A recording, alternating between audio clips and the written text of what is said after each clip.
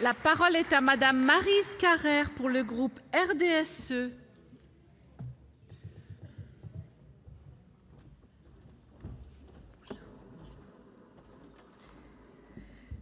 Madame la présidente, mesdames les ministres, madame la rapporteure, mes chers collègues, dans Totem et tabou, Freud présentait le tabou comme le plus vieux code non écrit de l'humanité, destiné à préserver les personnes importantes ou au contraire vulnérables, telles que les enfants, par la transmission de règles morales implicites, assimilées inconsciemment par les individus.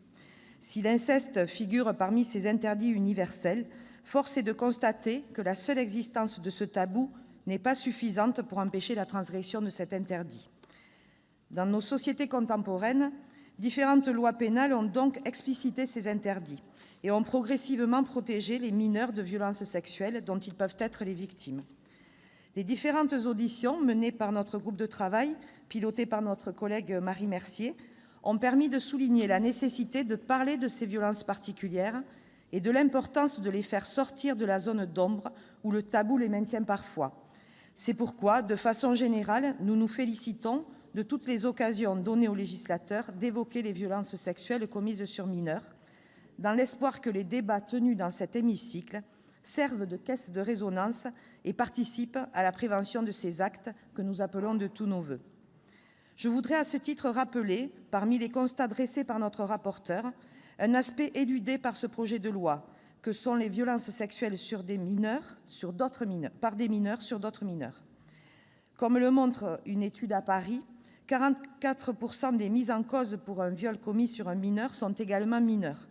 Et parmi eux, 42% avaient entre 10 et 14 ans au moment des faits. Ces quelques données montrent, il me semble, l'importance que nous devons porter à l'éducation préventive auprès des plus jeunes quant au respect du corps d'autrui et la vigilance qui incombe aux adultes encadrant les mineurs au moment de la découverte de leur sexualité. Elle pose également la question de l'accompagnement des enfants coupables de telles violences sexuelles. Mesdames les ministres, mes chers collègues, les interventions des uns et des autres montrent qu'il n'y a pas aujourd'hui d'opposition à l'objectif poursuivi par le deuxième titre de ce projet de loi. Cela devrait augurer des débats apaisés.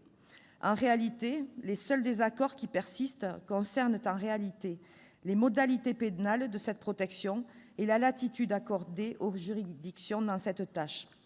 C'est pourquoi nous nous interrogeons sur la pertinence d'intégrer les deux premiers titres du projet de loi à un texte également consacré à la lutte contre les violences sexistes, s'inscrivant, lui, dans le cadre de la politique du gouvernement de promotion de l'égalité entre les sexes. Certains aspects de la réforme de la justice, qui sera examinée à l'automne, auraient mérité d'être discutés avec la question du risque de correctionnalisation lié à la création d'un délit d'atteinte sexuelle avec acte de pénétration. Je pense à la création des tribunaux criminels.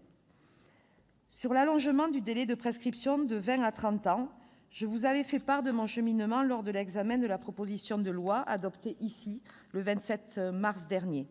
Si cet allongement est acceptable dans une perspective protectrice vis-à-vis des victimes, en revanche, la transformation en une imprescriptibilité déséquilibrerait considérablement l'échelle des prescriptions adossée à celle des peines.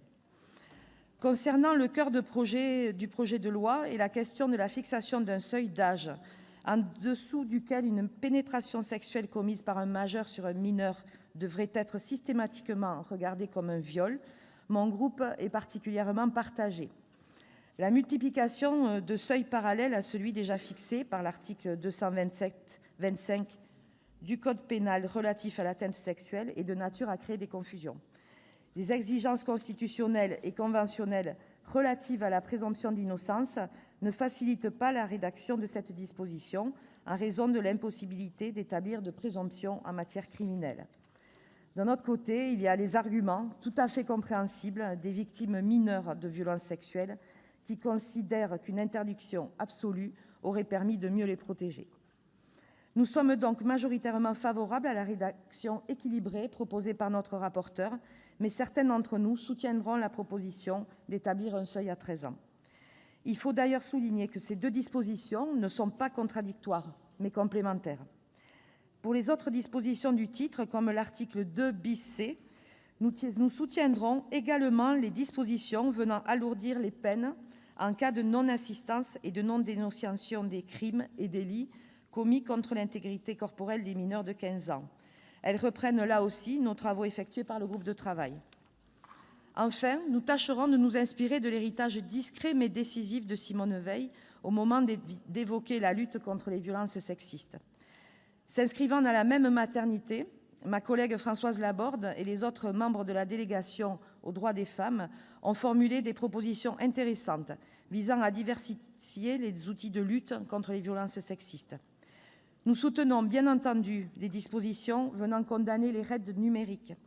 En revanche, si certains d'entre nous sont favorables à l'élargissement de la définition du harcèlement sexuel proposé par l'Assemblée nationale, d'autres craignent qu'elle vienne créer la confusion avec le délit d'outrage sexiste proposé à l'article 4. Le risque étant, comme l'a souligné le Défenseur des droits, que l'on vienne contraventionnaliser le harcèlement sexuel par l'ajout des comportements à connotation sexiste à la définition du harcèlement. Nous soutenons les améliorations introduites par notre rapporteur sur ce point.